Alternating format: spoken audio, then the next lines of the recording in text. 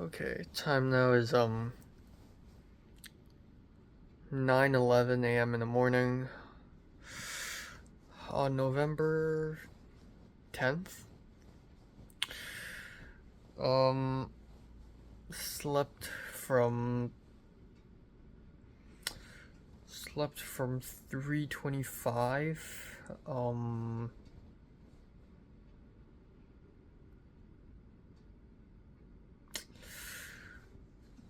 Yeah.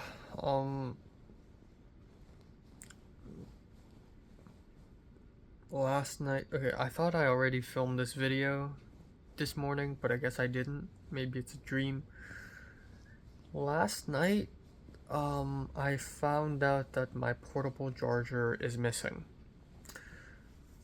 And the last time I used it was, I believe it was 2 weeks ago when I went to the Omnipotent Youth Society concert. So it could very much be left in the lift. I looked everywhere. I looked at my school backpack, my diagonal bag. I looked everywhere and I can't find it. So yeah, rip to my portable charger. I really hate it when I lose something and I don't know where it is and I have to go to sleep.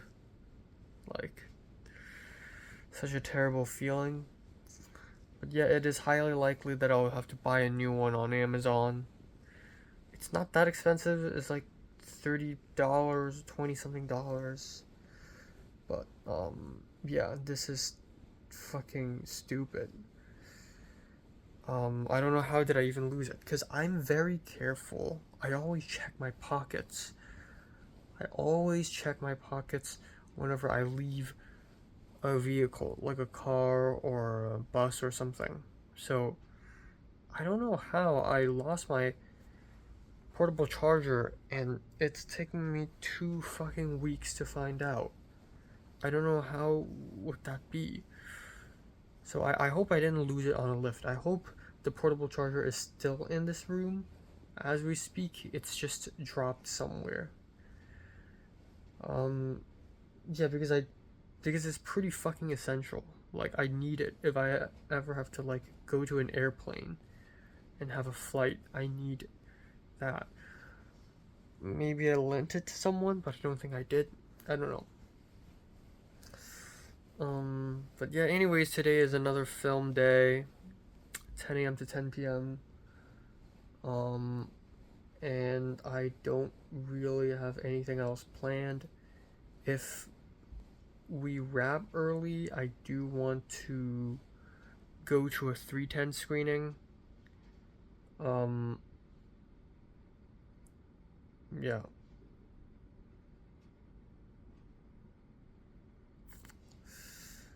Um, yeah, I don't know. Um, and, that's it. Also, last night I remembered that I saw an Instagram story from HKSA saying that HKSA and APCA is gonna do a movie night at some point this semester. When is it happening, bro? When is it fucking happening? Yeah, that's it. God, I'm so tired. I'm so tired and I'm so cold. I need to sleep desperately. Like, holy shit. Art team. Art team. Mm-hmm. Yeah. Most of them aren't my age though. Yeah. Whoa. Whoa. Wow. I need to record my. Your hard work, I guess.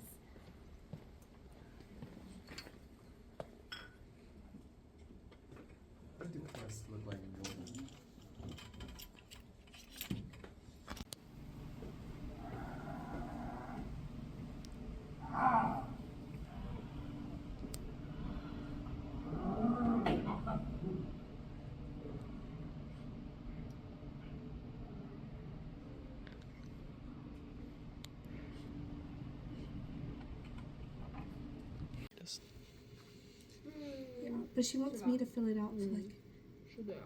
So does that mean I can't leave early today?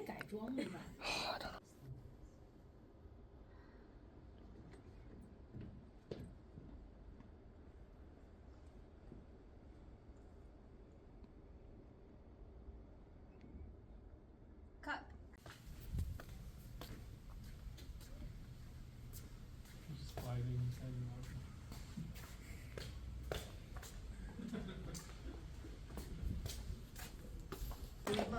Finishing the table. Oh, yeah, okay.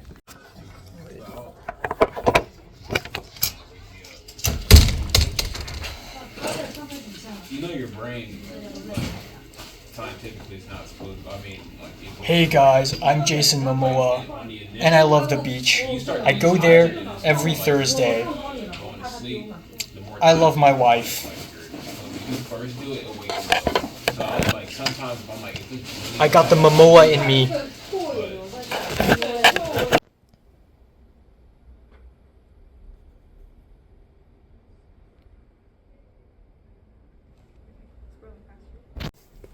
All right, that's the wrap on day 4.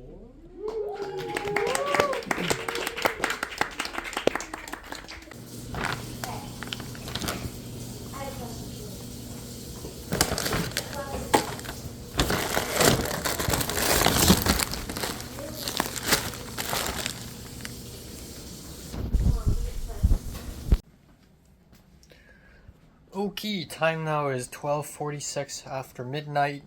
It's late. Tired. Yes, just finished dinner. Let's talk about today. Today is day. I think it's like the fifth day. The fifth day I've been involved with this short film. It's day. So today is like the fifth day I've been involved with this short film. And we're going back to the soundstage again. I woke up and someone drove me to set. A Chinese woman drove me to set along with another Chinese woman. The entire set is just Chinese women, basically. Which is like I'm used to already. I mean, the same thing for Locke. But yeah, I arrived on set, and I forgot to mention this earlier, but when I received the call sheet last night, I saw the name Zion on the call sheet. No last name, just Zion, which is like, whoa, is the Zion? And then today I went to set, and there she is, with a cap and her tight black shirt. And yeah, definitely didn't expect it. I was like, how did you even end up here? She's like, her professor told her about this shoot because her professor has a bunch of like connections to USC, so she somehow ended up here. So I'm like, well, small world. 2 sets back to back, I run into her again. And then the usuals have returned: Shirley, Dancher, Christian. The 5 of us is basically the art department today. And then, yeah, there we go. Yeah,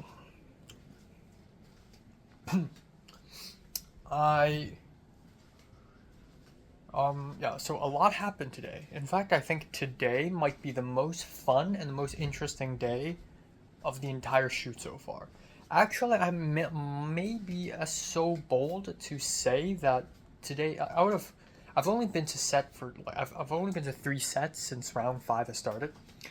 And this is probably the best set day I've had.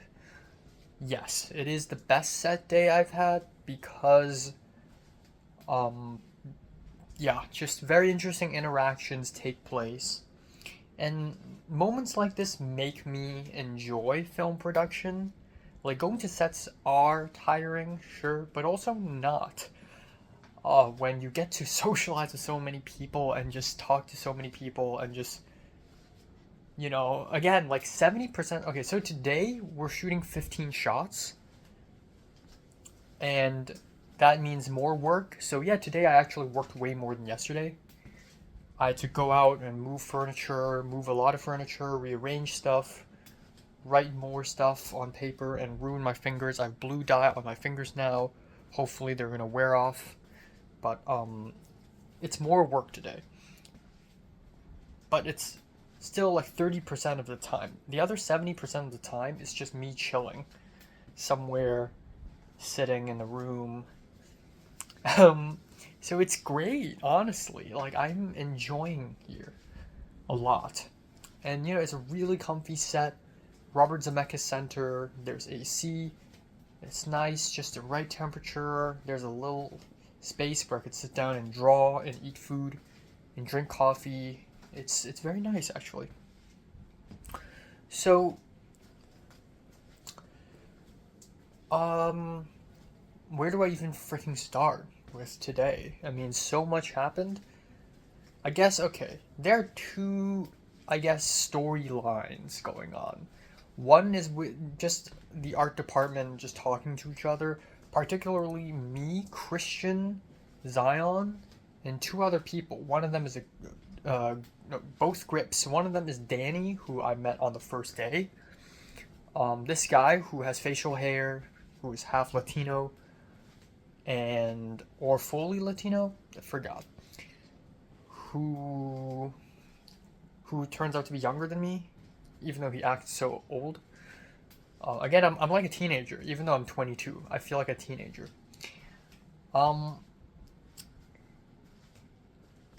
So, the other storyline is me trying to infiltrate 310. And I kind of didn't expect this, because I've already planned shit. I've already planted things. Like, last Friday I asked Matt to ask other people if they want 310 help. And then I asked Katie, I asked Jiayun, and asked them if they can recommend me 310s, refer me to some 310s. I already tried, and I was ready to just stop there. I was ready to just be like, yeah, I've tried. It's not like I didn't try, right? I asked people if they could refer me to some 310s, and if I tried and I got nothing back, then I guess it's nothing. I guess there's nothing I can do. It's out of my control.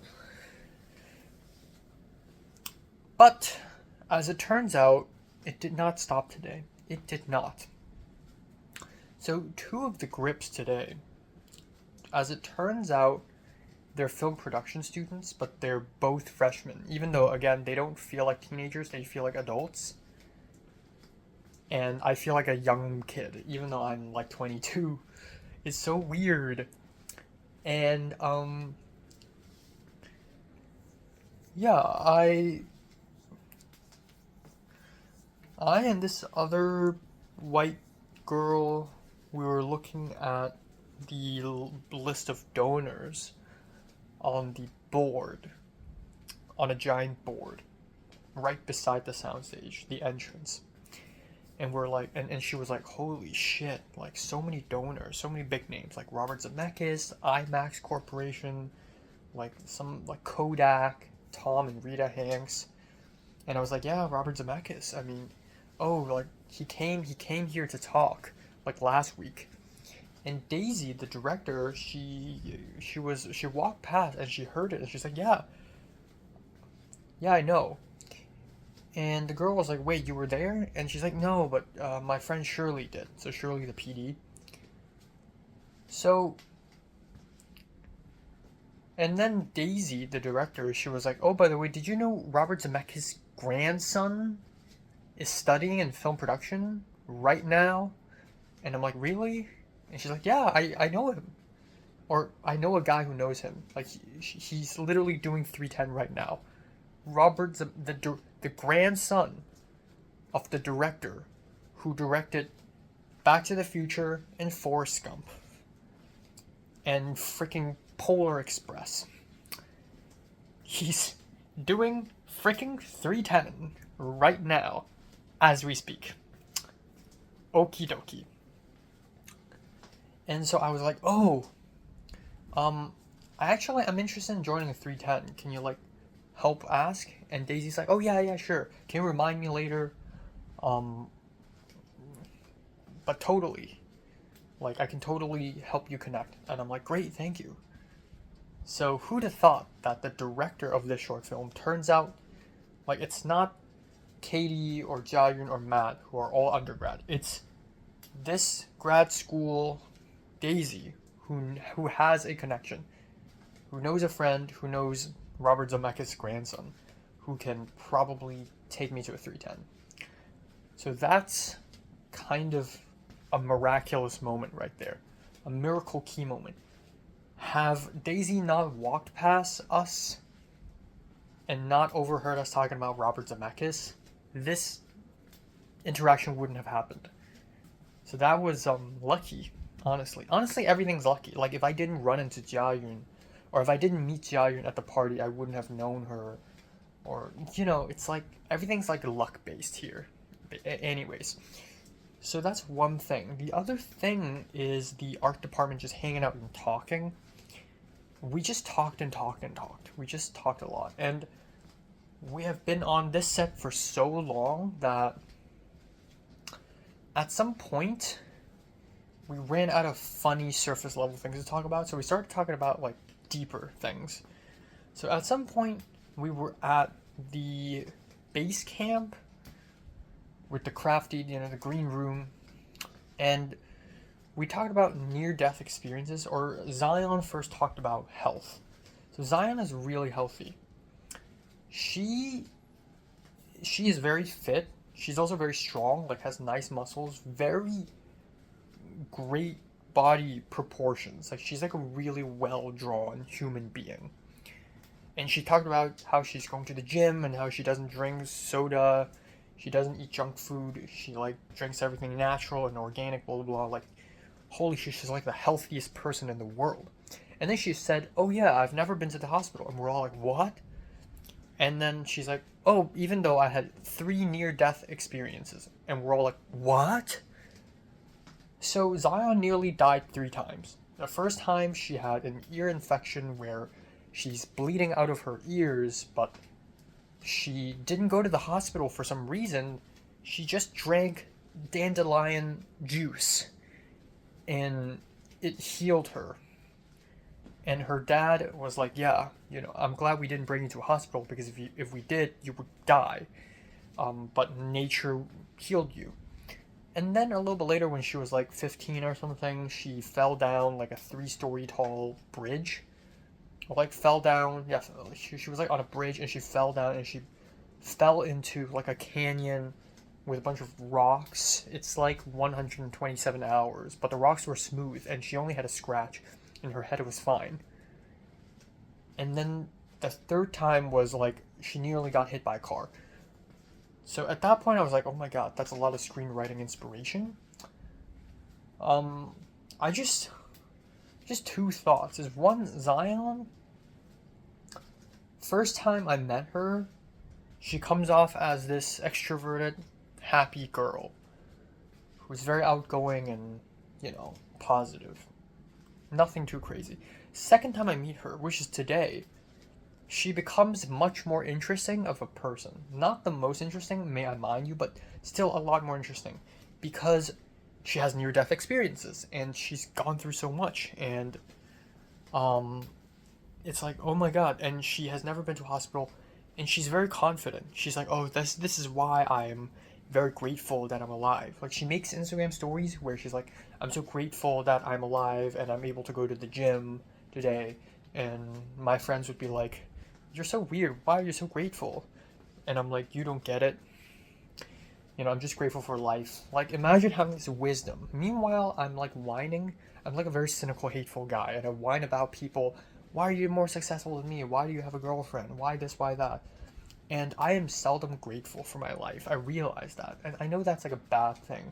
And like, antagonists in film usually have this quality, like negativity. I'm a very negative guy. But she's not, and she's very confident. She's like, yeah, sure. You know, she stands straight. She has really nice posture. She has her life figured out. And she's like 18 or something. Like, I'm 22 and I'm still like in shambles. So that's really interesting. And then the other guy, Danny, talked about how he got poisoned by cyanide because he was building miniature and he accidentally broke it with a super hot glue gun, and there's pink foam inside the miniature, and the pink foam contains cyanide. He tried to go to the McDonald's because his throat is closing, and he thought he's gonna go buy some food at McDonald's and eat them, and it's gonna clear up his throat, but that didn't work. So he went to a clinic and waited for like 40 minutes until the doctor was like, yeah, you need to go to the hospital. And even so, people thought he's having an anxiety attack and not cyanide poisoning. But that was another weird thing. And then there, I was just standing there and I thought, A, those are some crazy stories. B, my life is not that interesting. Like, I'm starting to think, like, what sort of life-threatening injury or sickness or some weird, like, quirk do I have? Like, I have nothing. Like, my life is actually very plain if you think about it. I mean, to be fair, someone may see my life story and they would go, oh, well, you traveled to a different continent and you had a crazy host family and your bank account got hacked and yada yada and you survived. Yeah, I guess that's kind of interesting, but that's also like, to me, that's like a given. But like, I don't know, what sort of interesting childhood thing have I experienced? I don't really know. I guess I was bullied, but that's not a huge, that's a huge stretch. Like, I'm not being, tied up and have cigarette burns on me. Like, I wasn't sexually assaulted at any given point. I'm not that fucked up. I'm okay, actually. So, I felt like I was a boring person a little bit. So a little later, I was just chilling in the room at the back, the charging room where we have art stuff and camera stuff. And we're just talking, chilling, and I heard Zion mention, I heard Zion and Christian chatting, and Christian was like, just casually dropped, oh, the girl I'm dating, my girlfriend, she like doesn't like candy, but I really like candy, or something like that. And Zion was like, oh yeah, this reminds me of my ex. And I'm just like, oh, my conversation with them went really well, but the moment they talk about how they have relationships and stuff, I'm just like, okay. Like, I'm just hateful like that. And I'm writing a script about aversion right now. I'm still writing it. It's been 5 years, I'm still writing it. And it's like, okay, I mean, they're so great people. And Pink, I talked to Pink. Pink has dated like 5 men before, but it's just, I don't know. It's just, not really, I'm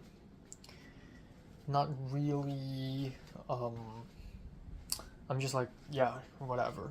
I'm a little turned off by it, but just a wee bit, just a little bit, but I'm a little turned off by it.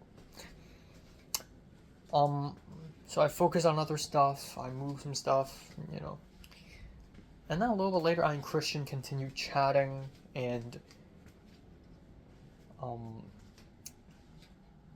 I don't know, okay, this is such a weird moment. I mentioned that we were talking about APCA, because he's very, like, Christian's like, oh, will you go to more APCA stuff? And I'm like, and he's like, no, I don't think so. And I'm like, yeah, but I paid money, I'm trying to do more stuff in APCA and be more involved, because I want to make friends. And eventually, I mentioned that I'm applying to APCA web episode production, and he's like, oh yeah, Katie is the APCA head of production. And I'm like, yeah. And he's like, oh yeah, I'm dating her. And I'm like, oh, okay. So, mystery unraveled. What the fuck? Totally did not in a million leagues, miles see this coming. This is a humongous revelation. But it all adds up, actually. Last night when we left the set, and Christian was like, oh, I'm waiting someone, to skateboard. And then as I was walking away, I saw Katie on a skateboard going, like, past me. I was like, wait, are they, like, friends? This further confirms it. They're dating. This is very interesting info, actually.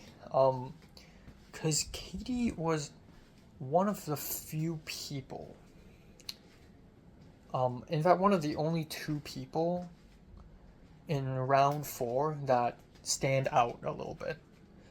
Because Katie is a girl who is very outgoing, but she has that little man, like she's a little manly, she's a little masculine. And I thought that was kind of interesting, but only a little bit. Like, at the end of the day, I've never met a single person in USC who is remotely as interesting as Mary or Natalie or, like, whoever.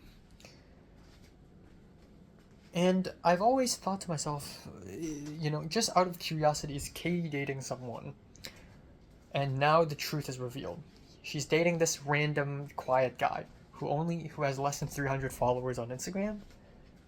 And on Christian's Instagram, you can't see Katie at all. Like, he doesn't take selfies with her, he doesn't post photos with her, nothing. So it's very, very quiet.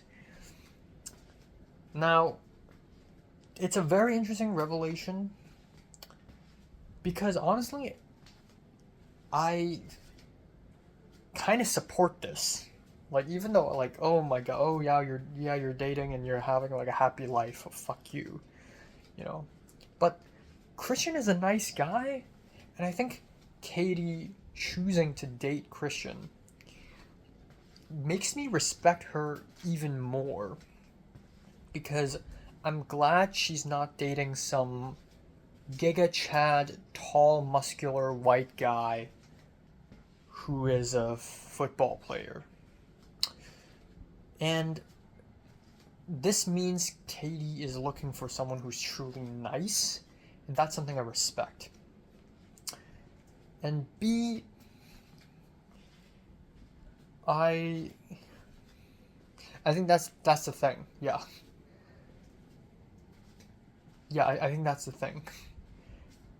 Katie is also, like, Christian is not a film major, and I think maybe it's a good thing to not date someone within the same major, because film people are insane sometimes. So low-key, I'm like, oh, that's, like, good? Like, okay, like, you two don't date anyone else, just be together and just, like, protect yourselves or whatever, So, yeah, that's extremely interesting information.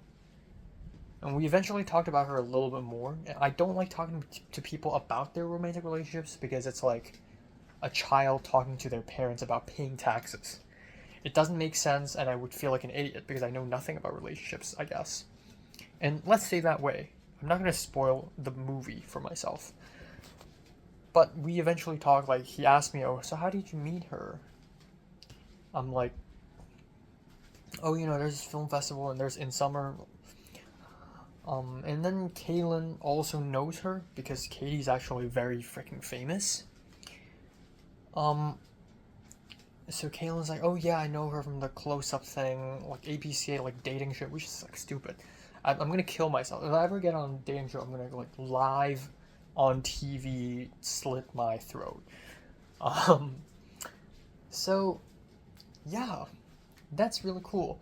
Okay, I guess the other cool thing is that Christian, like, if we weren't talking about APCA, Christian would never have mentioned that he's dating Katie. And I like it when men don't show off their girlfriends or romantic relationships. It's respectable. Like, it's not like, you know, you're not showing off your relationship like it's a trophy or something. I think that's something I respect, because if I, not when, if I have a girlfriend, I probably would not tell anyone, not even my parents, not even my closest friends. That's how diabolical I am. That's how edgy I am. So, you know, respect. So very interesting revelation. And I and Christian continue to talk. We're talking about traveling to different countries. And then at some point I talked about Hong Kong again. And today I tried to speak more Mandarin, and I tried to speak a little bit more Cantonese too, even though it's still very awkward. At some point we had to make fake coffee. So you can't bring caffeine into the soundstage because it is, I guess it is like a dangerous substance. So for the coffee that the characters have to drink, it's actually cocoa powder with plain mineral water. It's disgusting. And I used a paper cup to do that. And it formed clumps, like the cocoa powder and the water formed like clumps. And I and Shirley, who's from Guangzhou, who says she speaks a little Cantonese, we're in there and I'm doing it. And she's like, oh, let me find a... And in my head I was thinking of spoon. But I said gung, which is spoon in Cantonese. But when I said it, I thought in Mandarin it's also gung, but it's actually like tang ci or something. And then Shirley's like, oh yeah, it's gung. Like, Shirley spoke a little Cantonese. So it's like weird that I said something in Cantonese and then she knew it. It's like a little linguistic Deus Ex Machina. That's not what Deus Ex Machina means. So it's a little linguistic glitch, a little linguistic clash, you know. So that's interesting. And also earlier in the day I brought a bunch of shit today. I brought a JoJo manga with me, even though I didn't even read it, because I thought I would have a lot of time. I put it on my table. Daisy saw it and Daisy was like, oh, it's JoJo. Like, that was funny. Also, another extremely interesting thing was in the morning, tall white guy with black hair, curly hair with a cap, who I believe I've seen before, showed up and asked for a table. And I tried to ignore him. I'm pretty sure he's Dave. And Christian had no idea. Christian's like, oh yeah, sure, let me double check. And then so they tried to take a white table because Dave is taking this mocap class right beside in the classroom next door, and they need a table. And Dave was really like nice, like, oh, no problem. No. And then I'm like, holy fuck, it's like yellow fever, Asian fetish, weird Israel Dave right here. So we helped Dave, like me and Christian, and I was hoping that Dave would not recognize me. Christian was like, what's your name? And Dave was like, I'm Dave. And I'm like, it's him. And then Dave looked at me and he's like, what's your name? And I'm like, Enoch. And Dave was like, we've met, right? And I'm like, yeah, Locke, day one. And he's like, ah. So, very awkward, momentous awkwardness. So, a little bit later, I was acting weird. I was like, ooh, a suspicious man came here. Suspicious man. And then Dansha saw me, and Dansha was like, what's going on? And I told her, oh, do you know Dave? And Dansha was like, yeah. And then Dave showed up. Speak of the devil. And then after Dave left, I told Dansha and Christian, okay, so this guy's fucking weird. He's like a little bit racist, or maybe he has an Asian fetish. And then he's like, he served in the IDF, and then he made weird sexual comments to a trans girl, and then he like tried to report Yao. It's like really weird. And Dansha was like, no way. Dansha had no idea, because Dansha and Dave are taking the same intermediate producing class or intermediate production class, and they were both like Dansha was like really shocked. And Dansha doesn't know Yao personally. But yeah, that was like crazy. That was a very interesting moment. Very awkward and interesting. But yeah, today in general I had a lot of fun. Like, I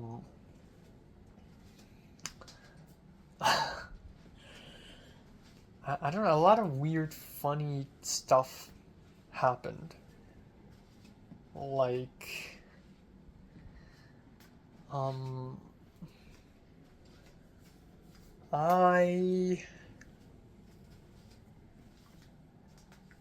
what did I do? Danny gave Christian a black cloak. It's like a little blanket. I don't know. I don't even know where that cloak came from. It's not a cloak. It's just a giant piece of cloth. And then Christian doesn't need it, so Danny gave it to me. And he's like, wait. And he helped me tie the cloak around me. And I looked like Dracula, basically. And Danny filmed me. It's a little bit. There's like a little bit of laughing at you kind of attitude, but at the same time it's funny and cheeky. So I played along with it, and I really played along with it. Like, I started acting, I put on an accent, and I started making nursery rhymes. Like, you think this is just a game, but I'm here to mess up your frame. I used to rule the film school, but now people think I'm a fool. I'm going to ruin this shot, and now this short film is not so hot. Like something stupid like that. And I walked around, and everyone on the set like saw me and laughed, and everyone had a great time. And then there's like this giant staff that apparently Jason Momoa touched, and I was like, wow, hey guys, I'm Jason Momoa, I like the beach. And Zion filmed me, and then I was like, yeah, I got the Momoa in me. It's so stupid.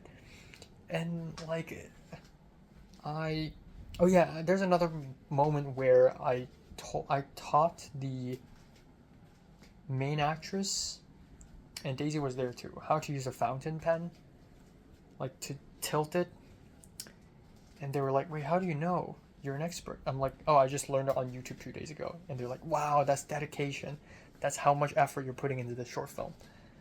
Yeah, lots of like small funny moments like this today. Honestly, kind of fun. Also talked a lot with Kaylin. I helped her out with like her Chinese assignment. And yeah, I also drew. Like, I ended up trying to draw on my sketchbook. It's like a lot happened. And then right, so these two grips, tall white guy, white girl, they were both freshman production, and I wanted to get their Instagrams, but the guy left. But I was gonna ask him to refer me to the 310s. But so Daisy in the beginning told me about Robert Zemeckis' grandson. So she DM'd her friend Alex, and Alex was like, cool, we'd like some help. So, holy shit, even though Alex hasn't DM'd me yet, I hope he does tomorrow. Please do.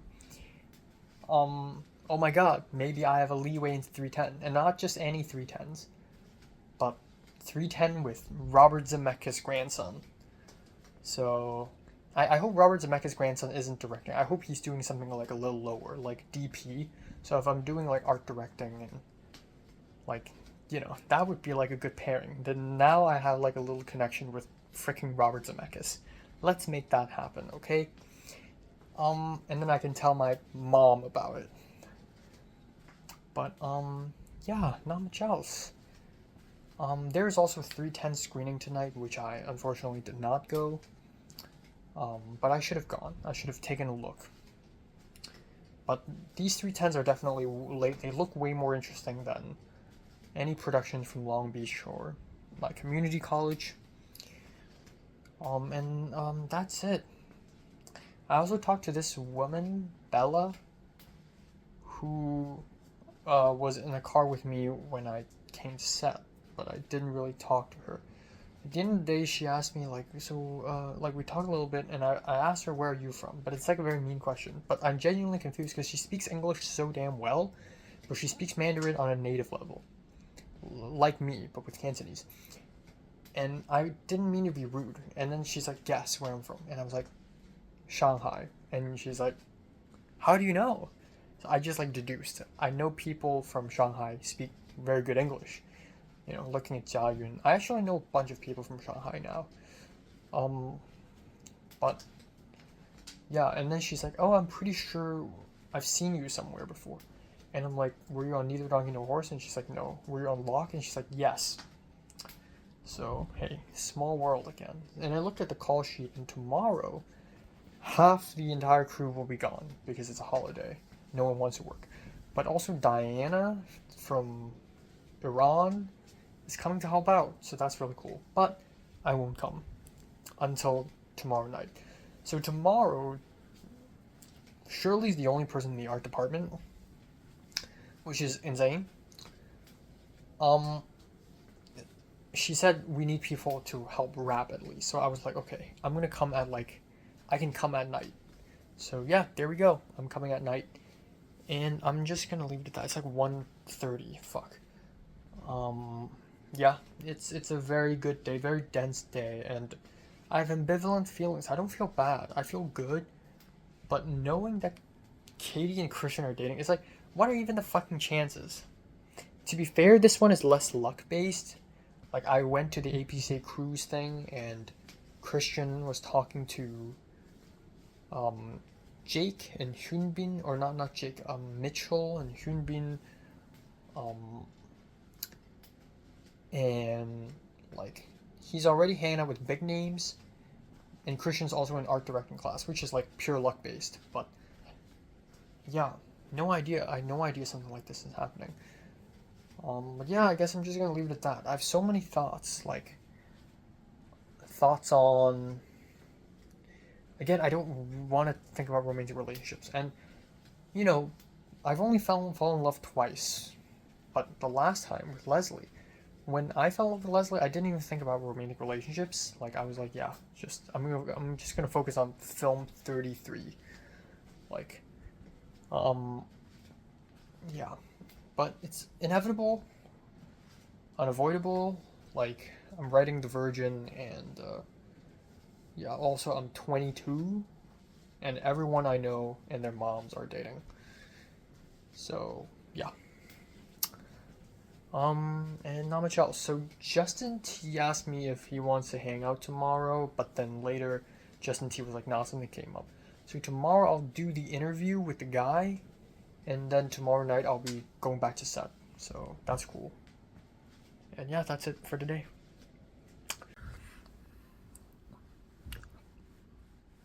Okay, time now is 11:55 a.m. in the morning on November 10th.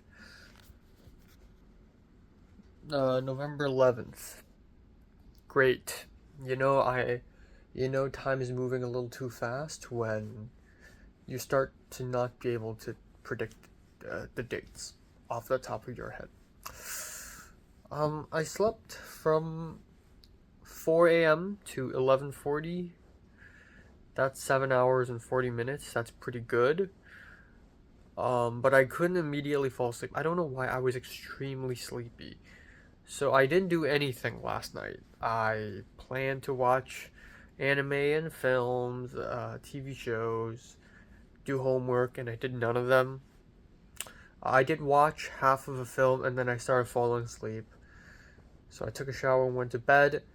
But then after I got onto bed, I didn't fall asleep for a long while. But yeah, here I am. Yeah, so today there's really not much to do. Yeah. Obviously I set an alarm for myself because I have to, wake up so that I could have a little time to film a review and hopefully watch the rest of a film this morning, before at 2:30 p.m. I'll be meeting the guy from KCRW to talk about TripleLink. I'm probably gonna like make a little photo album in my phone of all the weird things that I experience in TripleLink. I probably should do that. That would be very fun. And then I might go to Trader Joe's actually. I feel like I don't have enough food. I'm not food secure just yet. And then I'll go home, chill, and then after dinner around 7 p.m., 8 p.m. ish, around 7 p.m. I'm gonna go back to the set to help wrap. Maybe before dinner, or I don't know. I don't usually have dinner this early. But yeah, that's basically it for today. Nothing else. The guy that Daisy told me that he's going to contact me hasn't contacted me yet. I'm gonna wait for a while. I'm gonna wait till tonight. If not, I can contact him first. In the meantime, yesterday the religion professor, she really wants more people to present on November 13th, which is literally 2 days later. And I've been thinking if I want to do November 13th or next, which is 20th. So this Wednesday or next Wednesday. The thing is, my research paper, it's very complicated. But I already have the topic and I already vaguely know what to write. But it's still crazy that I'm doing it in 2 days. But the professor emailed me personally and said, hey, I know you're trying to do a project on Buddhist cinema. Like, for the November 20th, I'm not going to allow PowerPoints. So can you do it on the 13th? And I'm like, fine, sure. So yeah, I have a whole religion presentation to do on the 13th, which is probably a good thing because I have one big assignment knocked out. So yeah, assignments. I also need to continue writing, drawing, reading, and yeah, not much else after that. Still waiting for the whole APCA, HKSA collab thing. Is that even gonna freaking happen? I hope it does.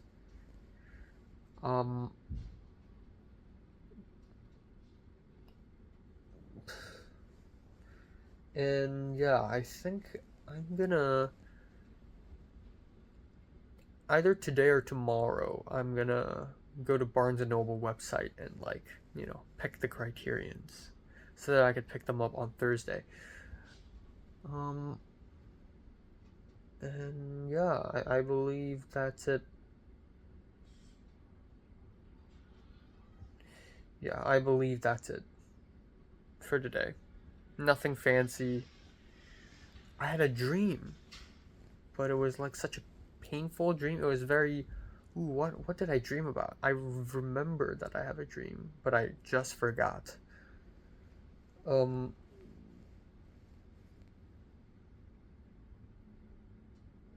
It was something bad, like I got hurt or something.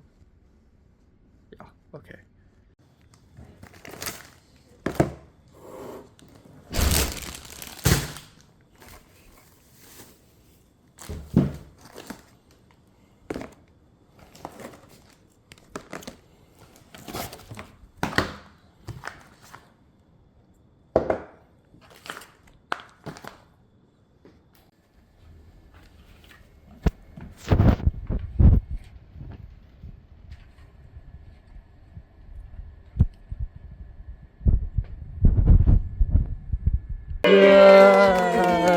Thank you very much, everyone. Thank you. Okay.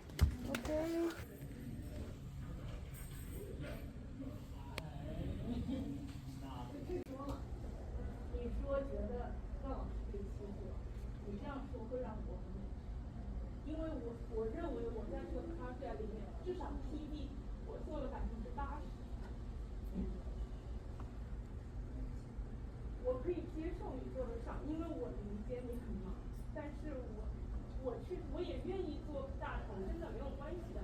我只是希望我们有事把事情做清，好吗？就是如果就算你真的哪一天没人来，如果你能找到一个人就是代替你，然后过来帮你的事，我是没有问题。就我就是不希望就是你很忙，然后你表现出来你可能来不了，但是你来了之后你又打电话就是好话，这种东西我觉得如果我们提前说，因为今天我是说对，我可以，这就是完事情的问题。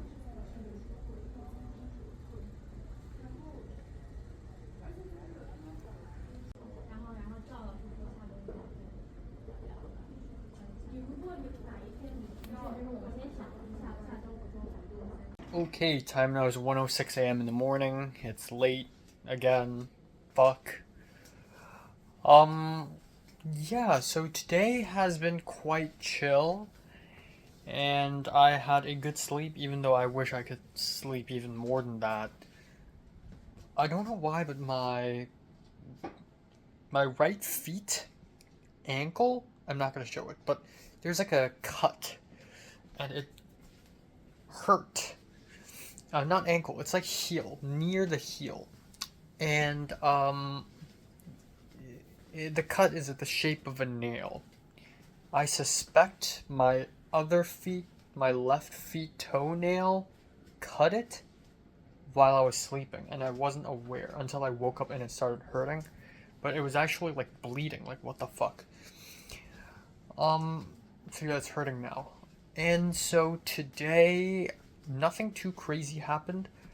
I eventually met up with the reporter from KCRW. I'm not going to reveal who, but he is I did some research. I made sure he's like a legit person, and I went Googled him, and he's a legit person. There's a photo of him.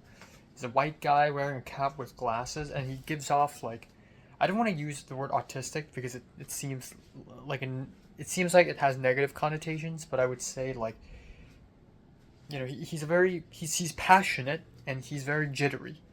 He's a little jumpy, but he's also really nice. So I saw him in the morning. He's like, yeah, sure, let's meet up at the USC Village at 2:30 p.m. And I'm like, sure. So I eventually arrived like at 2:45. I walked all the way to USC Village. I saw him at the crossroad between Target and the other side, Bank of America, whatever. And then we decided to sit at a table at the side, and he recorded me, and we had about 40 to 50-minute long conversation about TripleLink, and it's really cool. Actually, it was kind of a fun experience. The thing is, I've interviewed people because of the whole Film 33 documentary thing. I've interviewed people, and another thing is, I've lived in 3 TripleLink places. If anyone, I am pretty much an expert in this. So I gave a really honest interview. I talked about the goods and the bads. The thing is, like, it's mostly bad. Like, TripleLink had terrible management,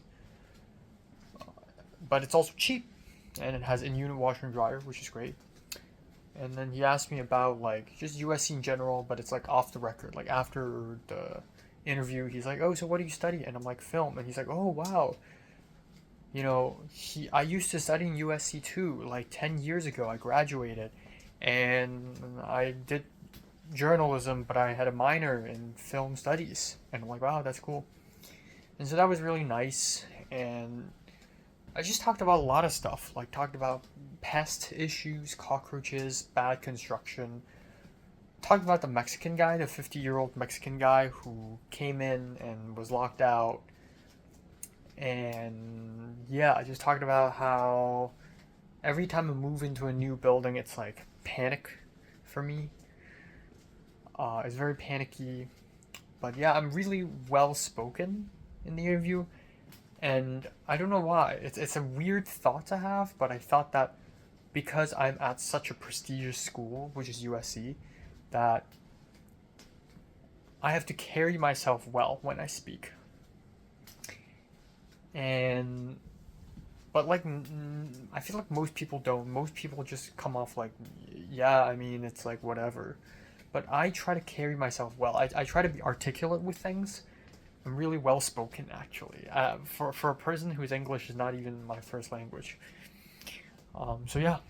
And then immediately afterwards, I went to Trader Joe's, bought a bunch of food, $33, came back home, had lunch, and then at 6 p.m. there was an auction on eBay for Long Arm of the Law 88 films. I've been eyeing on that Blu-ray for quite a while, and I wanted to win the auction. I wasn't necessarily super scared because number one is I don't care that much about the auction, about the Blu-ray. Second of all, I won the auction for Audition, and I'm just gonna use the same strategy. Is I'm gonna bid a very random number. Like, so when I was like in the last minute or so, at first the price was at $18.5. I wanted to bid 20.73 or some random, like 20.67 or some random number, so that if somebody bids 20, I still win, because I still win by like 0.73. So I decided to do that at the very last second. But it's so fucking crazy. There were some idiots. There were some fucking idiots. One of the people who are bidding decided to go from 20 to 22 to 24 in the last 3 seconds. It kept jumping and jumping and jumping. I tried to readjust, but it was too fast. And then so I lost the auction. I didn't win. And the final price was like $24.5. So yeah, but that's like okay, because like there's another option on eBay, and that's $28, so it's not that huge of a difference. You just knock the price all the way up to nearly like the other one. So I immediately afterwards went to the other one and bought the $28 one. That is not an auction. But the other one that I bought seems to be a bit risky because there's no photo of the actual Blu-ray. There's a stock photo, there's a stock image, not the real thing. So I'm a little scared that it's not real, that I just got scammed, but we'll see. So yeah, I just bought a new Blu-ray, and then 3 days later I'll be buying Criterion's at the Barnes & Noble.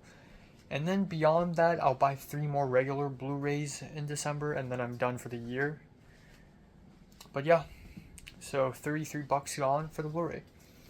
Now, the other thing is, after editing, movie review, chilled a bit, and then I returned to film set. I returned to Imperfect Us at Robert Zemeckis Center at around 7:40 p.m.-ish, 8 p.m.-ish. I arrived, and I just showed up. I just walked through the green room, entered the soundstage, and there were like 2 shots left, but they're extra shots because they had extra time. One good thing about this director is that she's a really fast director, like 2 to 3 takes, and then it's done. And that's great, because that's like me. I'm also very efficient. I'm a very quick director. And so 15 shots seems like a lot, but really it's like easy peasy, because she's so fast. And then, yeah, I waited for a bit, and then it wasn't long until we wrapped. And we wrapped super fast. Way faster than I thought it would be. There were a lot of set pieces, a lot of like tables and cabinets. But it was like easy because a bunch of people are helping. The Dansha and Dansha's boyfriend is helping. And yeah, but a bunch of people like Christian and Zion and Diane, the Persian woman who I thought would show up, she's not here. A bunch of people isn't here, so it's a little more quiet. But yeah, it's fine, it's whatever. So there was a moment where we're trying to fit Jason Momoa's Aquaman staff into Dansha's car. But it's a really long staff, and we have to figure out a way to fit the entire staff in through the trunk. And I was helping out. And it got really... No, it was fine. It was fine. We figured it out. And Dansha's boyfriend, he slammed the trunk. Boom! He like slammed it down suddenly. And it was in front of me, Shirley, and Dansha. And then his car, which is crazy, they're driving separate cars. His car, his trunk was also open. He slammed the trunk down. And then at first I was like, okay, he's just joking around. But the second time he slammed the trunk down, I was like, okay, wait, he's serious. And then he said, let's just move on, like in Mandarin, let's just move on. If I break it, I'll just pay money. I'll just pay. And then it was like a weird what the fuck moment. Like, me and Shirley, like Shirley looked at me like, and I was like, what just happened? So he's angry for some reason, which is really weird because it happened so randomly. And then I remember a little earlier when we were returning like tables and other props into the prop room, he was like, I don't care if I break it. Like, I don't care. I don't give a fuck, he said. I don't fucking care. That's what he said. And so it was really weird. And then a little later, we were moving the sofa out. And the director, Daisy, was there. And he saw Daisy and he said, 我们要聊医疗, which is, can we have a chat? And, okay, slightly before that, Shirley walked past Daisy and Shirley was like, I have something to tell you later. But before Shirley could tell Daisy that something, Dansha's boyfriend decided to tell Daisy something. And so Daisy, Shirley, Dansha, and Dansha's boyfriend went into a room. And I wanted to follow them into the room, and Dansha's boyfriend's like, no, you're good. And I'm like, okay. So I just stayed outside. I'm like a little minion. But I followed them a little bit and tried to eavesdrop. But yeah, it was really weird. And then I don't know what happens. They're probably arguing in the room. It's kind of weird. My hypothesis is that Dansha's boyfriend just really wants to leave. Because it's like 9:50 p.m. It's nearly 10 and it's late. But like, it's a film set, bro. Like, it's obvious. It's getting obvious that he's not a film person. Like, he's not a filmmaker. Like, he's not a film major. And he's not used to working late. Like, this happens all the time. I'm cool with it. You know, and another thing is, like, film people are usually, I wouldn't say easy to work with, but like, film people are much more resilient. Like, if the worst thing happens, we're still kind of calm because we kind of have to. And we're trained to be like this. But no, this is really weird. And then Cece, one of the producers, walked past and she's like, what is happening? And I told her, and then another person, woman, Bella, who I met yesterday, or like I spoke to yesterday, she's from Shanghai, she's like, what's going on? And I also told her about this, and we're just like, what? What's happening? So a little bit later, Bella was like, yeah, I can drive you home, actually, because we live nearby. And I'm like, really? Oh, yeah, we do, because yesterday morning, or was it 2 days ago? No, it was yesterday morning when Bella and I and another woman came to set together, because we're all, like, close to each other. Also, at some point today, Bella, there's another girl who's in camera team, and Bella was like, oh, she speaks a little Cantonese, and then that girl started speaking to me in Cantonese, but with an accent, but she said, I can understand, but I can't speak. And apparently she's from Guangxi, which is really interesting, because my mom's side is kind of from Guangxi, and also she's from Nanning, and I've been to Nanning, and it's interesting because Guangxi is like the edge of the Cantonese diaspora. So yeah, it's crazy that she knows a bit. But yeah, that's pretty much it. And then as Bella was driving me away from Robert Zemeckis Center, we saw Shirley and we saw Dansha and Dansha's boyfriend hugging each other. It's like real weird, like what happened? So I don't know what happened. It's really weird. But yeah, that's it. Now a couple of things happened concurrently. One of them is Alex, who is Daisy's friend, finally DM'd me at around, like at night, saying, hey, I'm Daisy's friend, I heard you want to join it, like help out on a 310 set, and I'm like, yeah. And he's like, great, thank you so much for wanting to help out. Like, what do you do? And I'm like, art, I can do scripty too. And he's like, great, so we'll be building this rocket launcher thing at a sound stage, and you know, come next Friday if you have time. If you don't, that's fine. And I'm like, sure, I can come. So fucking A, it's actually happening. I'm seeing Robert Zemeckis' grandson. And the funny thing is, if Alex is a producer this time and another girl is the director, this means Robert Zemeckis' grandson is the DP, which means it's the lowest spot, which means I have a chance to speak to him. So I'm gonna do that, and I'm gonna roast his grandpa, because Back to the Future is overrated, and Forrest Gump is also overrated. But yeah.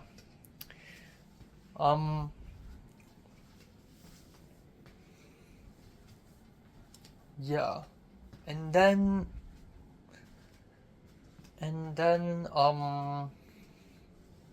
at the same time Matt DM'd me, which is weird, because he's usually a elusive guy. You know, he suddenly DM'd me and sent me somebody's Instagram story, and I thought it's like a meme, but no, it's not a meme. It's actually another 310. Holy fuck. So he sent me his friend's Instagram story. He's making this weird short film involving a lot of cows, and he's like, yeah, ISO, we need grips, PAs, etc. So at that point I was a little conflicted. Yesterday I was desperate for film sets. Today I suddenly have too many film set opportunities. So I just DM'd him like, hey, I want to help out on a 310. Do you need help, especially for art department? A little bit later he replied saying, oh, right now we need the most camera, team, and sound. And I'm like, oh, I'm sorry, I'm not that interested, but let me know if you need art help in the future. And he's nice about it. He's like, oh yeah, for sure. And Matt was like, oh, I'll probably be on this one too. And that kind of interested me. But it's also like, now I'm caught between this one and the Robert Zemeckis one. So I think now it's kind of finalized that I'll be on the Robert Zemeckis one. I don't even know the name of the short. I just know it's Robert Zemeckis' grandson is on it. And if there's one 310 I should help out on, it's the one with Robert Zemeckis' grandson. Yeah, that or Zhang Yimou's son, but he already graduated. Yeah. So, yeah, that's good. So I just locked in another set. So that's really cool. Now that set happens on November 23rd and 24th, which coincides with the last 2 days of Imperfect Us. And so it's but also it's like, I should go to the 310. Because I've worked on Imperfect Us already. And Imperfect Us is like 4 or 5 weeks long. Like, come on. That's such a long project.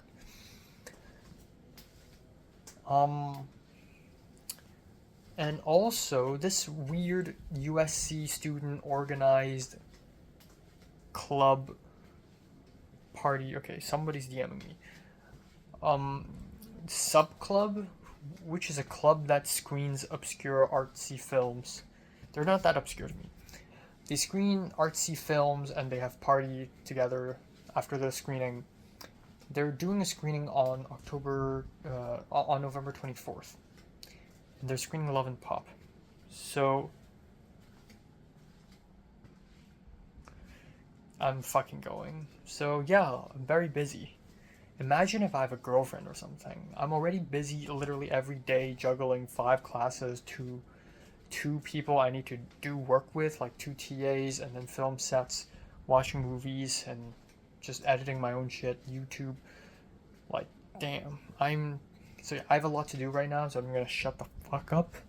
I have a lot of movies to watch. I have lots of papers to write. I have shit to do. And I'm gonna end it there. Yes. I'm going to a natural history museum tomorrow, probably, because the TA wants to go. So I'm like, fine.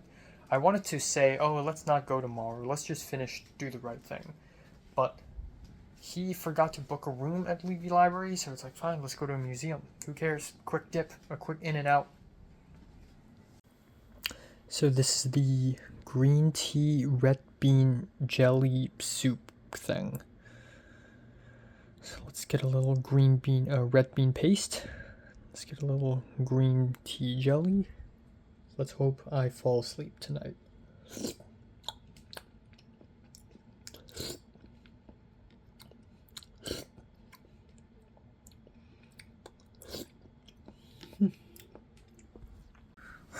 Okay, time now is 11:55 a.m. in the morning on November 12th.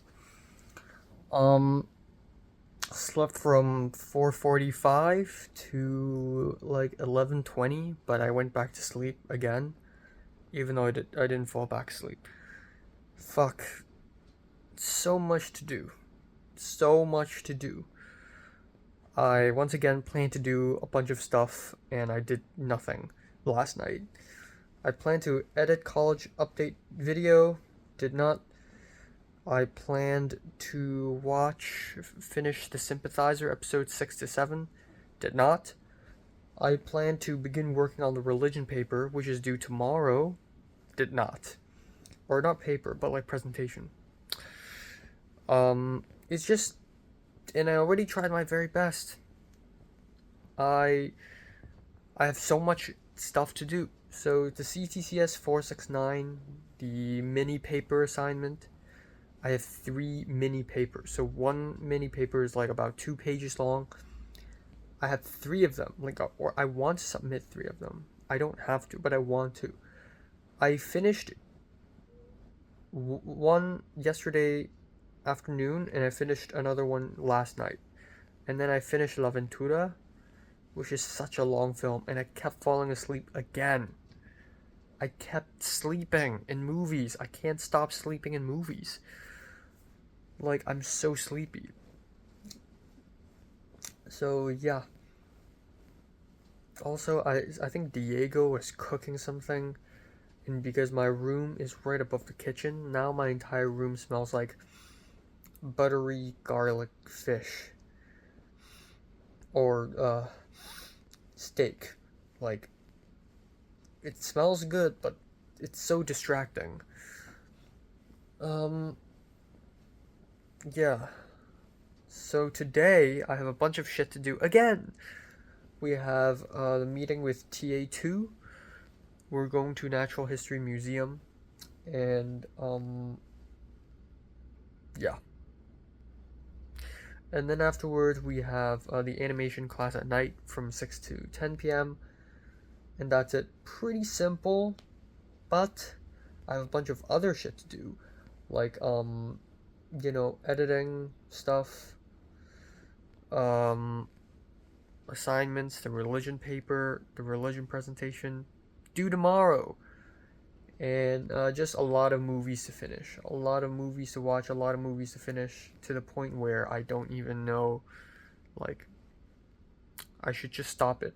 Like, not only should I stop YouTube videos, I should also stop this. Like, I genuinely have 0 time for anything else. So, yeah, that's it. I don't have much else to add. So 310 is pretty much infiltrated. Like, not yet, but my 2 remaining goals for the semester, one is infiltrate 310 and one is infiltrate APCA. Because of Daisy, I already have an in for 310. And that's kind of insane because normally 310s they need help all the time, and I shouldn't be the one desperately asking around to help out on a 310. It should be the other way around. So yeah, but at least I got an in, so that's that. But I hope I get to involve myself more next semester on 310s, even though I'll be having 290s, which is also a lot. But yeah, I hope that's that.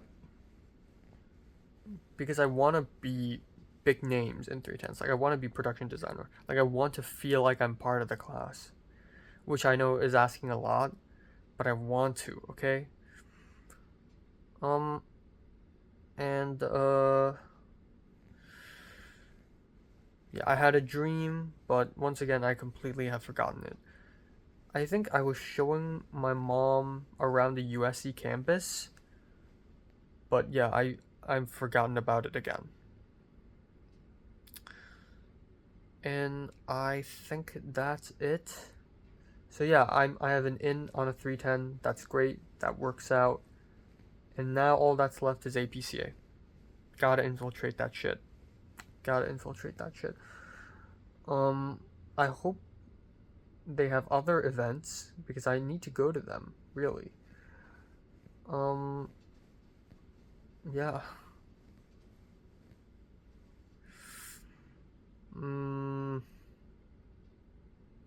Yeah.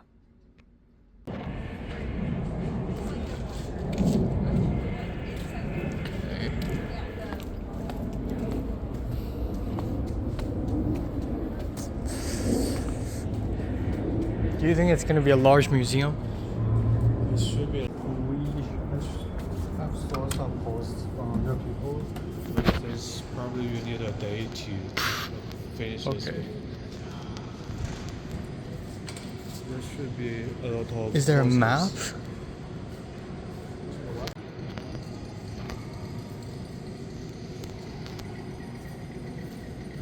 What does this strange thing do?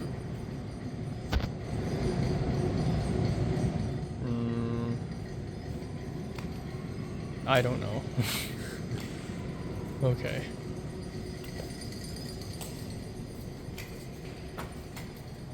How do you call this one? Ostrich. Ostrich.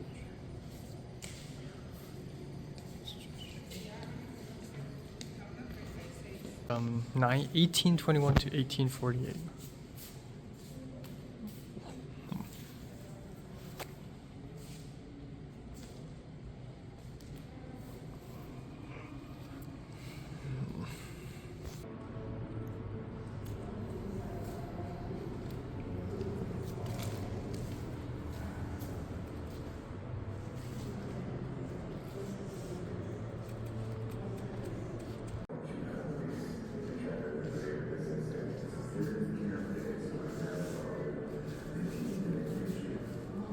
Oh, we walked backwards.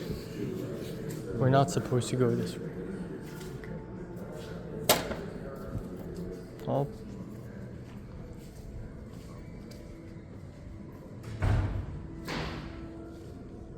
Marine biology?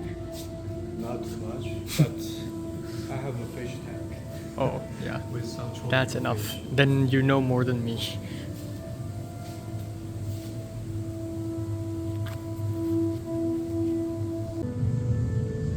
Kind of scary. This thing is so big. Is this like a shell animal?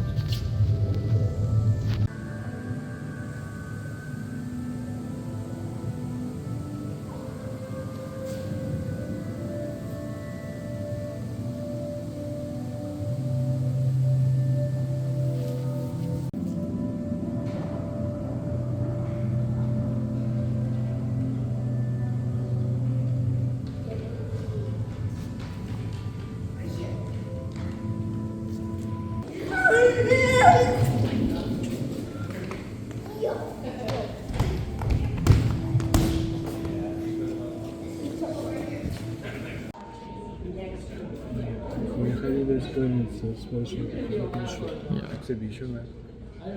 Yeah.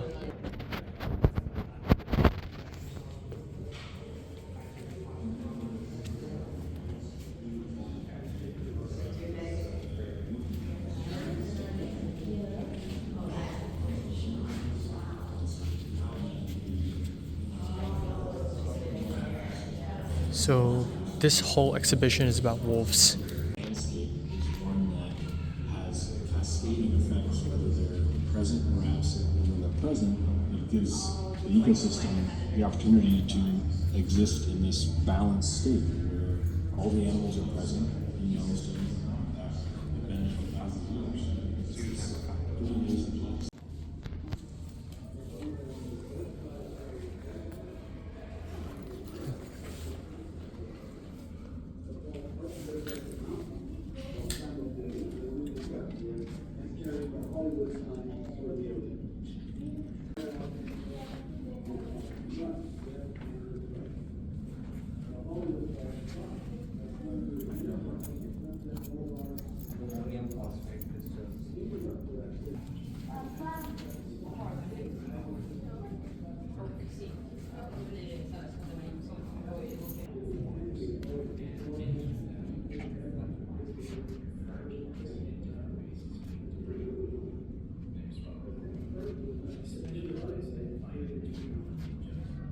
Most expensive ones.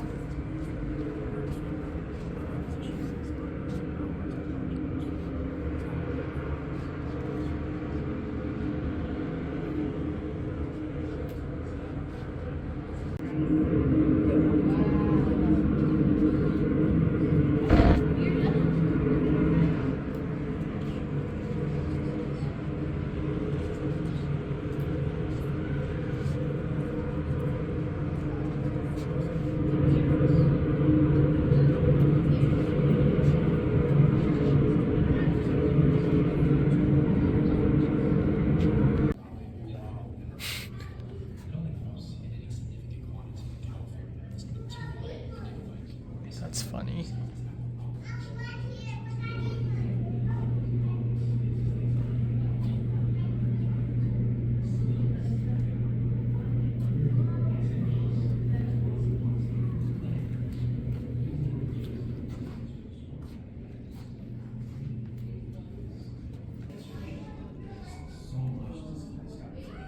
Oh.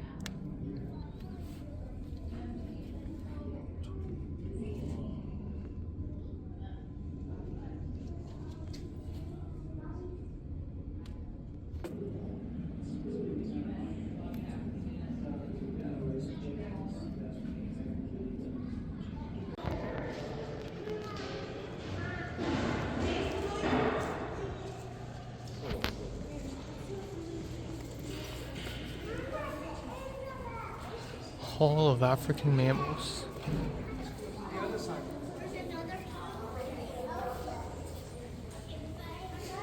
No, across. Oh, this is such a large hall.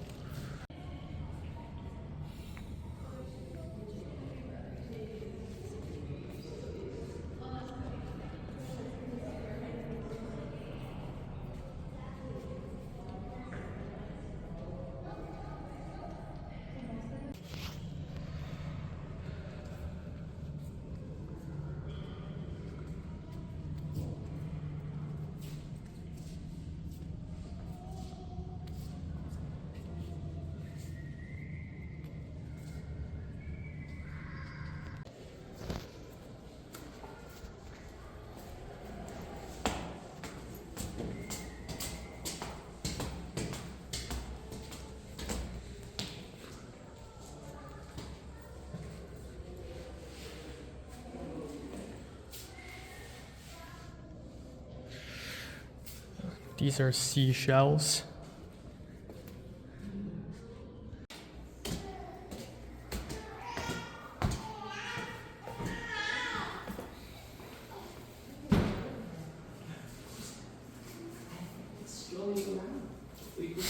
Oh my god, this is scary. Oh. Yeah.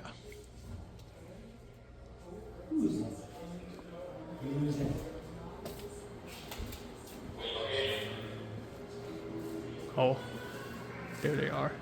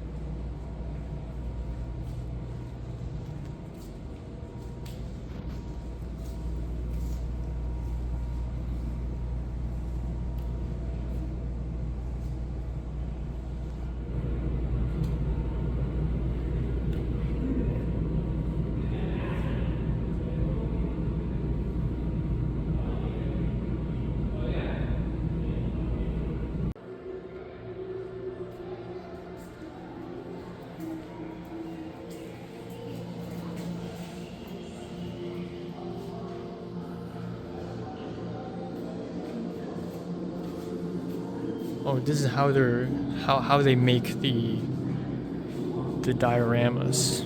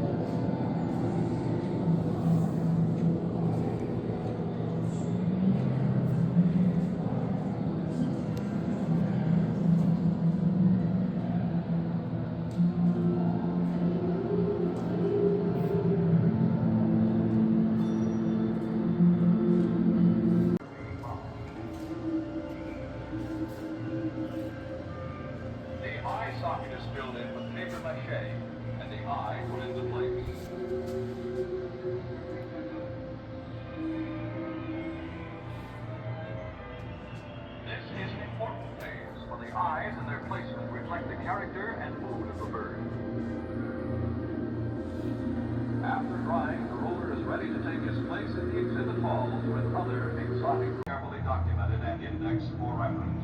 Many of the collections are obtained by members of the staff, and many are donated by patrons of the museum who have learned in advance which specimens are needed by the department.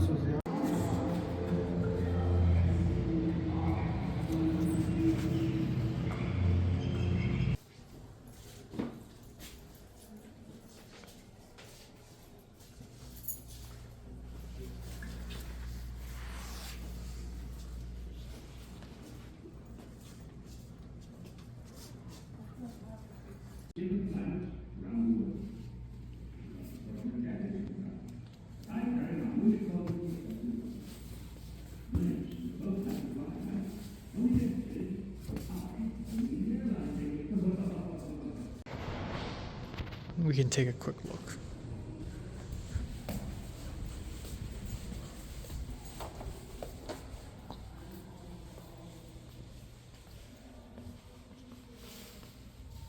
But they're probably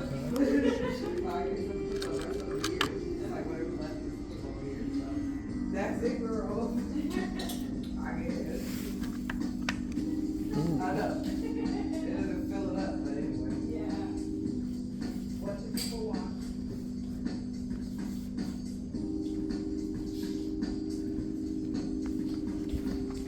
Okay, I just came back home. It's 10:10 p.m. and I'm just gonna quickly do this and then I'm gonna have dinner. I'm actually starving to death, but I need to wait for my roommates to get out of the kitchen so that I could use it. So, nothing too crazy happened today. I just went to a freaking museum in the afternoon.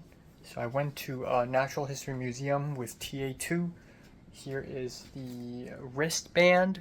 It's free admission for USC students, which is awesome because I can just go back there any day, just take a peek, and it's gonna be great. Yeah, so it's actually really easy to just get in, and it's close by. And it's kind of crazy because usually if I have to go to a museum, it's like I'm prepared for it. But no, this is like a very last minute decision. I met up with him and then we walked. My heel with the cut, it still hurts, so every time I walk it hurts. But it's okay. Like if I'm wearing socks, right now I'm wearing sandals, so it's fine. Anyways, we visited the Natural History Museum and it looked pretty good. It was decent. It was a decent museum. There were some interesting things. It's just weird to me because this is in the middle of the weekday and I have like papers due, I have a whole presentation due, I have all these things, and I'm just walking around chilling in a museum for some reason.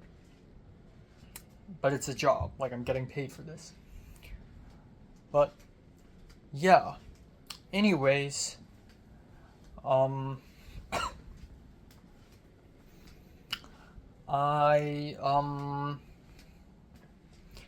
after the museum, I went back home. I immediately caught the bus, thank God. Otherwise, I would have to wait for half an hour.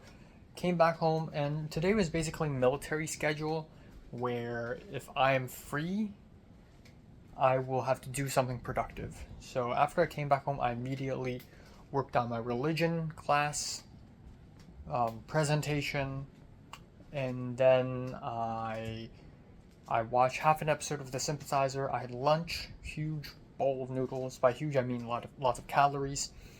And then I left for animation class. I was like a bit late, but it's okay, who cares. Sat through the whole class, and during the whole class I just worked on my presentation.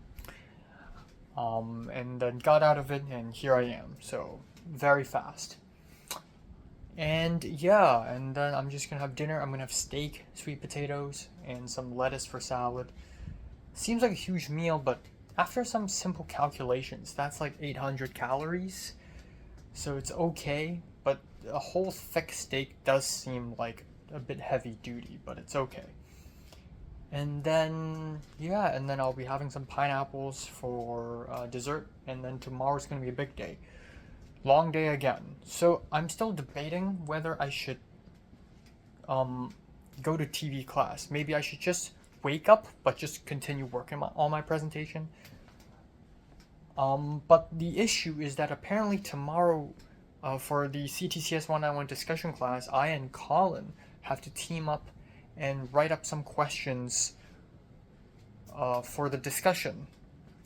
And that's like literally tomorrow, which is crazy, because when I signed up my name, I was like, that's like so far from now.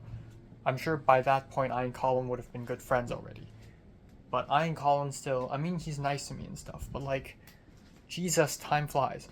I realize that time is moving so fast partially because I'm watching so many movies. So I'm spending a lot of my time not in the real world, but in movie worlds and TV worlds. That's why time moves on so fast for me. But yeah, that's the downside of consuming too much art.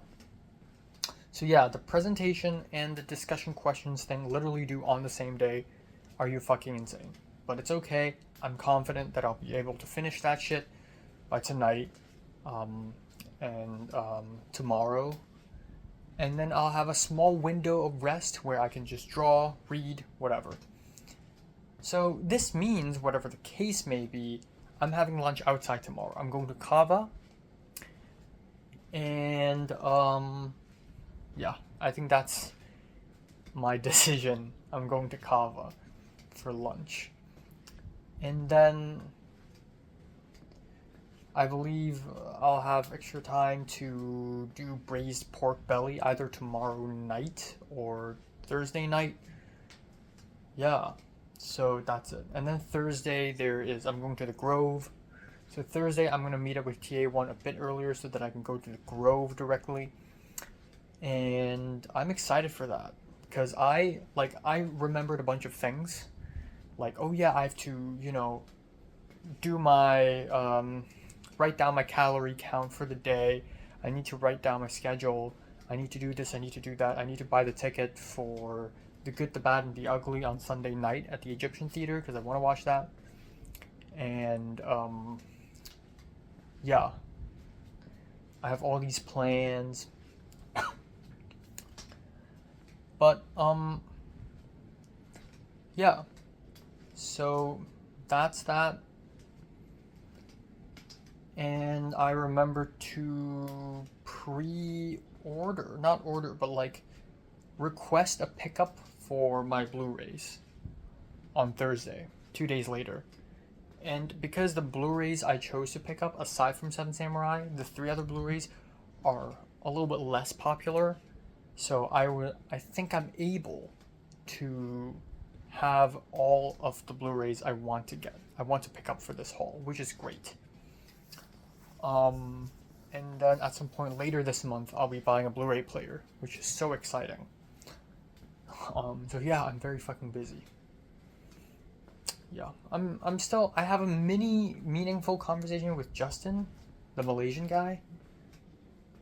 Because he talked about how he wants to write a story about sexual assault. A while back, he wrote a story about a girl who was a rape victim, kind of takes revenge against her perpetrator after she died, which is like kind of a basic story. And also I was like, have you experienced SA or rape? And he's like, no.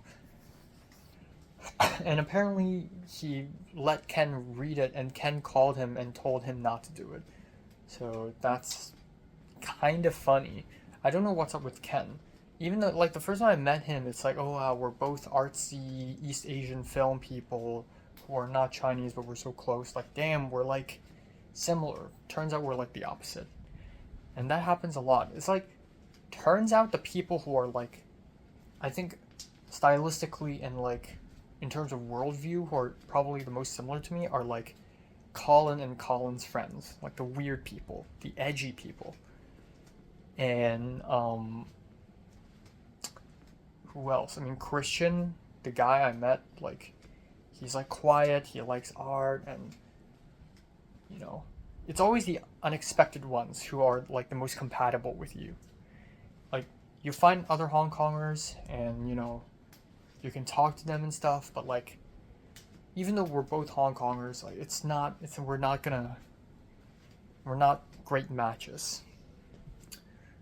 But I'm glad I and Glenn are like okay friends, you know. I'm glad I and him, we can just meet up and talk a bit and then leave and disappear for weeks, and then we come back together. Same with Potter. Like, Potter is like ancient history at this point, but like Potter is like one of the few people who really, like, even though we're still very different, I think stylistically we're like completely opposite, but we're both very highly stylized people. And Potter's like kind of this emo.